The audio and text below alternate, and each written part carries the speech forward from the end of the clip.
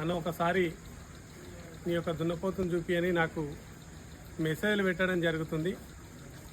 ఇది నా షెడ్లో ఉన్నటువంటి దున్నపోతు.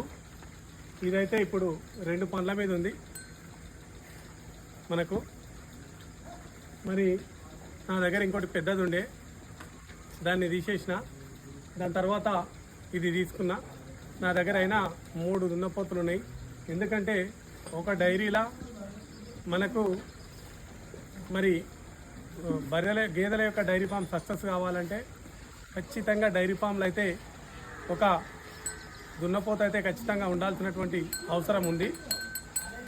ఎందుకంటే మనకు గేదె మనం ఇన్ టైంలో చూడి కట్టించుకున్నట్టయితే మనము ఆ డైరీ ఫామ్ సక్సెస్ఫుల్గా ఉంటుంది.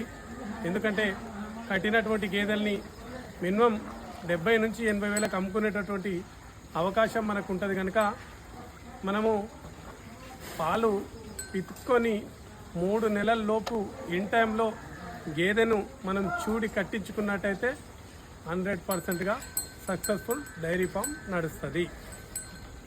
ప్రతి ఒక్కరు విజ్ఞప్తి, యువకులకు, కొత్తగా డైరీ ఫామ్ ప్రారంభించేటటువంటి యువకులకు విజ్ఞప్తి, మీరు ఎప్పుడైనా సరే ఇన్ టైంలో మీ దగ్గర ఒకవేళ దున్నపోతు లేకున్నా కూడా, మరి బుల్ లేకున్నా కూడా మీరు డాక్టర్ పిలిపించుకొని సెమన్ ద్వారానైనా సరే మరి ఇన్ టైంలో ఆ యొక్క గేదెను మనము చూడి కట్టించుకున్నట్టయితే ఖచ్చితంగా ఆ డైరీ సక్సెస్ ఉంటుంది. రెండవది, మరి హర్యానా గేదెలు మనకు చూడి కట్టిన తర్వాతనే పాల దిగుబడి ఎక్కువ ఇచ్చేటటువంటి అవకాశం ఉంటుంది.